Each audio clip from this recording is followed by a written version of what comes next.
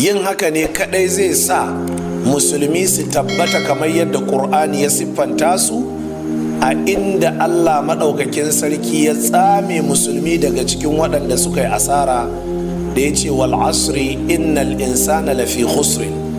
Allah ya rantsuwa da zamani ya ce ɗan adam ya shiga uku, ya yi asara, illal ladhina amanu, sai waɗanda suka yi imani, watawasau bil haqqi watawasau bis sabri, suka yi wa juna wasiya da bin gaskiya, suka yi wa juna wasiya da yin haƙuri. Da haka matukar musulmi suna so su shiga cikin waɗannan da Allah ya ce ba su yi asara ba, to sai sun tarbiyyantu a bisa addinin gaskiya, sun yi aiki da hukunce-hukuncen musulunci na gaskiya, sannan sai musulmi sun siffantu, sun adantu da ɗabi'u da tarbiyya da al'adu na musulunci. Sannan kuma lallai ne muna ainihin tabbatarwa da musulmi hakan ɗin shine daidai, saboda shine abin da Allah ya umarni, da Allah ya ce walakin kunu rabbaniyina, ya ku malamai ku zama masu tarbiyyar jama'a, bima kuntum tuallimuna alkitaba, da littafin da kuke karantarwa na Allah, wa bima kuntum tadrusuna, da kuma karatuttuka da wa'azozi da kuke. Na haka malamai na Allah suna tashi ne su karantar da mutane, kuma su tarbiyyance su a bisa abin da suke karantar da su na littafin Allah. Don haka kaji manufar mu ta uku. Wannan manufar idan ka lura da ita da wadda ke kafinta, wato ta biyu, dukkaninsu sun gini ne a bisa wani katafaren mashru'i namu mu 'yan salafiya, wato wani project namu. Project din shine at-tasfiya wa tarbiyya alal musaffa, a tace addini, a ware addini daga tsabar shi da tsakuwa, a fitar da abin da yake tsaba ne, a zub da tsakuwa, sannan wannan tsaba gyararriya sai a tarbiyyanci mutane a kai. Ma'ana mu ba mu yadda da cewa yadda musulmi suke a yau suna tattare da bidi'o'i da shirka da ƙarerayi da yaudara da magudi da abubuwa makamantan haka, ba mu yadda cewa wannan daidai bane, ba daidai bane. To amma ya za a gyara? Za a gyara ta hanyar dawo da su zuwa ga littafin Allah da kuma tarbiyya. Don haka mu da'awarmu ta gini ne akan a karantar, kuma a nuna wa mutum, kuma a ɗora shi a hankali har ya fahimta shine tarbiyya. Don haka duk yadda za ka ji mun ɗauki zafi, amma ba mu da gaggawa, ba mu da ci da zuci a wajen da'awa. Don haka wannan mashru'in namu, wato wannan project din namu, wannan aikin namu na cewa a tasfiya wa tarbiyya, a tace addini sannan a yi tarbiyyar musulmi akan addini tatacce, to ya bayyana a cikin waɗannan gaɓoɓi guda biyu.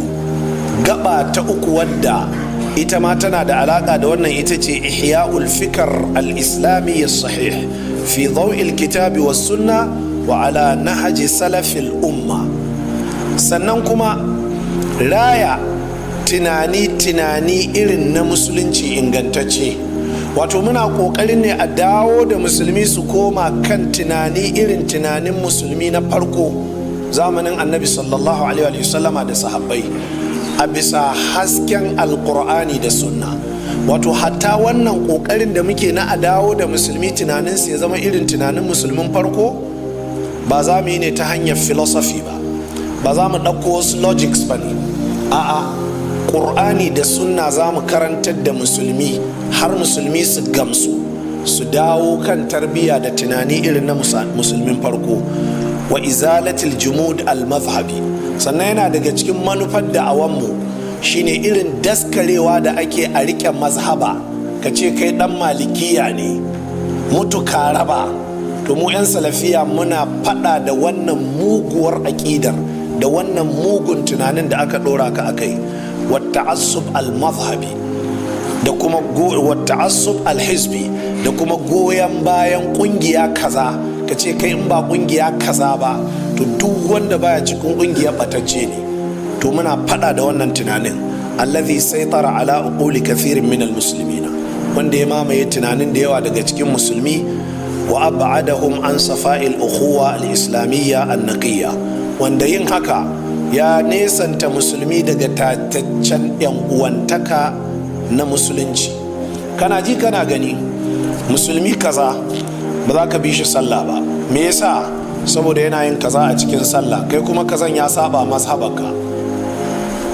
Wannan barna ce, na daga cikin manufar da'awar mu shine kawar da wannan. Shi yasa ko ga kusan shekaru 50 da so gabata, Ka'aba tana da mimbarai guda 4. Akwai mimbarin Malikiya, akwai na Hanafiya, akwai na Hanabila, akwai na Shafi'iyya. Kowa baya bin kowa sallah. Amma lokacin da daula ta kafa a Saudiya a ƙarƙashin irin wannan da'awar tamu, wadda sarki Abdulaziz dan Abdulrahman ya kafa uban su Fahad, sai aka gusar da wannan, aka bar mimbari kwaya ɗaya a jikin Ka'aba. A filin Arafa ya zama mimbari kwaya ɗaya ne.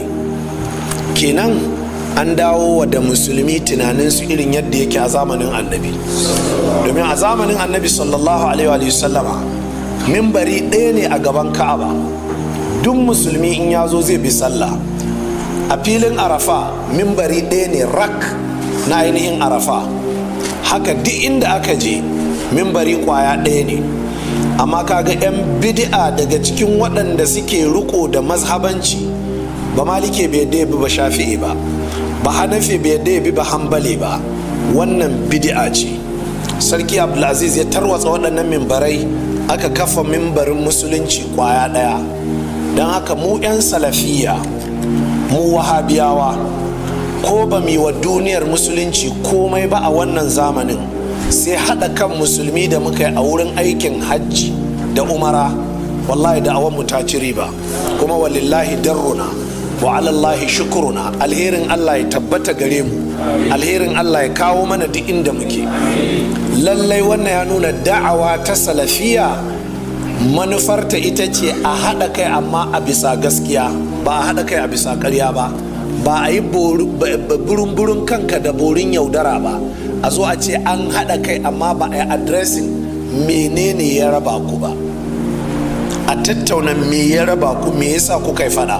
Saboda haka gaskiyar lamari na daga cikin manufar da'awanmu shine a raya tunanin musulmi ya san musulmi dan uwan shi ne.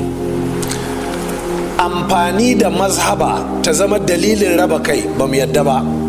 Amfani da kungiya ko ɗariƙa ta zama dalilin raba kai ba mu yarda ba. A ce tun da wannan ba ɗan ƙungiyarmu ba ne, ba zai wa'azi a masallaci kaza ba. Wannan a ce tun da ba ɗan ɗariƙanmu ba ne, ba za mu ziyarce shi ba, ko zai mutu bai da lafiya ba mu da alaƙa da shi. Wannan an yi amfani da ƙungiyoyi ne da ɗariƙu da mazhabobi aka raba addini. Don haka ba mu yarda da wannan ba, domin Allah cewa yake wa'tasimu bi hablillahi jami'an, ku haɗe ku riƙe igiyar Allah gaba ɗaya, wala tafarraqu kar ku rarrabu. A cikin hadisi kuma annabi cewa yake wa kunu ibadallahi ikhwana, ku zama bayin Allah ya ku musulmi yan uwan juna. Al muslimu akhul muslim, musulmi dan uwan musulmi ne. Dan haka in ma har an tarbiyance ka kai akan mazhaban shafi'iyya, ni an tarbiyance ni akan mazhaban malikiya, ba dalili ne akan kafirta ka ba, ba dalili ne akan ce ba zan bi ka sallah ba, ba dalili ne akan ce ba zan bi ka arafa ba. Kai musulmi ne ya tabbata kai musulmi ne to kai nawa ne. Mazhaba haramun ne ta raba mu, dariƙa haramun ne ta raba mu, ƙungiya haramun ce ta raba mu. Don haka a cikin da'awar mu ba mu yadda da kafa ƙungiya ba, a cikin da'awar mu ba mu yadda da kalewa mazhaba kwaya ɗaya ba, a cikin da'awar mu ba mu yadda da kafa ɗariƙa ko shiga cikin ɗariƙa ba. Da haka mu 'yan salafiya ba ma kafa ƙungiya, kuma mu ba ƙungiya ba ne, kuma mu ba ma shiga cikin ƙungiyar wani. Mu 'yan salafiya ba ma kafa ɗariƙa, kuma ba ma shiga cikin ɗariƙar wani. Amma mu 'yan salafiya muna amfani da mazhabobin malamai ahlus sunna gaba ɗaya, amma ba ma kalewa kwaya ɗaya rak. Wannan shine bayani daga bakinmu.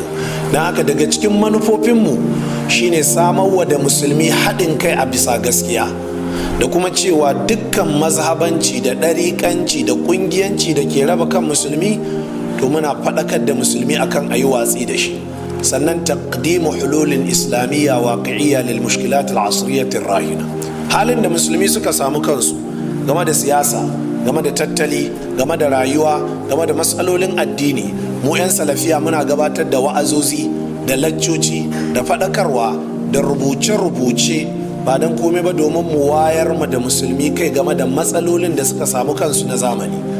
wasa'i na hawa fi hayatin islamiyya rashida ala minhajin nubuwa, da kuma ƙoƙarin duk in an gama wannan faɗakar da musulmi to a dawo a gina su dawo su bi tafarkin rayuwar annabawa, wa insha'i mujtama'in rabbani, da kuma samar da zamantakewa na ƙasa da kuma zamantakewa na anguwa da zamantakewa na gidaje a bisa irin yadda Allah Ubangiji yake so, wa tatbiqi hukmillahi fil ard, da kuma tabbatar da hukuncin Allah a bayan ƙasa. Waɗannan duk suna daga cikin manufofin mu 'yan salafiya. Intilaqan min manhajit tasfiya wa tarbiyya al-mabni ala qawlihi ta'ala, duk waɗannan muna yi ne a bisa wannan project namu, wannan mashru'i namu na cewa a tsaya a gyara addini sannan a tarbiyyanci mutane a kai. Kuma babbar hanyar ita ce guda ɗaya, a saka littattafai a yi ta karantarwa a hankali ana ta faɗakar da musulmi har Allah ya kai ran da zai gyara su. Kenan ba mu ne ke gyarawa ba, kenan ba lallai ne gyaran ya samu a zamaninmu ba, kenan ba lallai ne mu nasarar da muke faman ta faru tun muna da rai ba, amma mu san wace gudunmawa zami wajen samar da matashiya dangane da ainihin gyaran, wadda duk gaba ɗaya wannan mun gina ta ne a bisa inda Allah yake cewa wa yu'allimuhumul kitaba wal hikmata wa yuzakkihim. Allah ya turo annabi ne don ya karantar da mutane alqur'ani, ya karantar da su sunna, sannan ya tsarkake su daga zalunci da shirka da kafirci.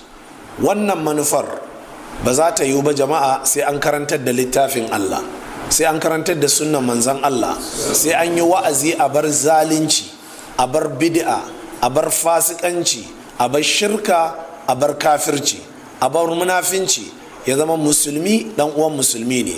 wadi'ina nusba a ayunina qawla rabbina subhanahu li nabiyhi sallallahu alaihi wa sallam.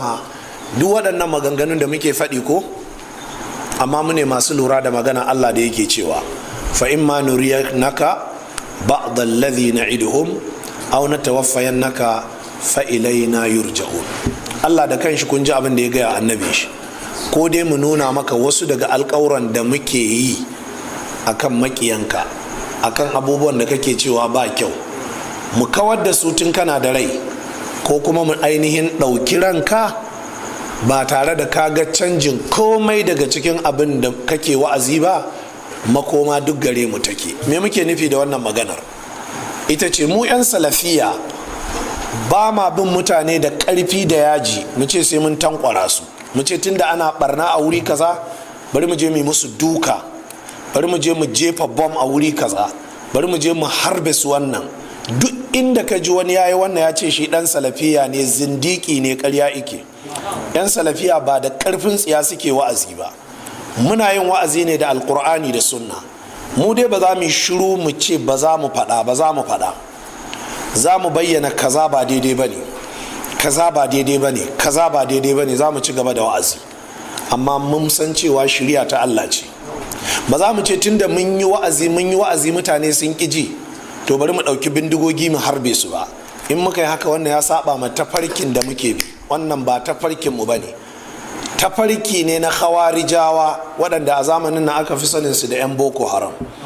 Tafarki ne na mutanen da suke sun kauce wa shari'a annabi da sahabbai. Saboda haka duk lokacin da muka yi wa'azi kaza ba kyau, ko da an ji mun yi shiru, baya nuna mun dawo mun yadda da wannan abun. Ba cewa to tunda sun ce ba kyau don me ba su gusar ba, a'a, za mu ce ba kyau, za mu bayyana. Muna nan muna roƙon Allah ya shiryar da mu baki ɗaya da waɗanda suke waɗannan abubuwan da ba daidai ba ne. Don haka a cikin da'awar mu babu gaggawa, ba ci da zuci cewa mun yi wa'azi mutane ba su shiri ba bari mu daina. Babu wannan, ya saba wa tafarkin mu. Ba cewa mun yi mutane tun da sun ƙi bari mu je mu harbe su, wannan ya saba wa tafarkin mu. Amma ba za mu daina ba kuma za mu sa ƙarfi ba, amma za mu ci gaba ana ta karantarwa. Imma waɗannan mutanen Allah ya shiryar da su, abinda muka fi so kenan. in Allah bai nufe su da shiriya ba, al'amarinsu yana ga Allah. mai yiwa idan 'ya'yansu suka taso suka ji ana da'awa, sai Allah ya shiryar da su, don ta yiwu dalilin batansu shine ba su tashi sun ji ana da'awar ba.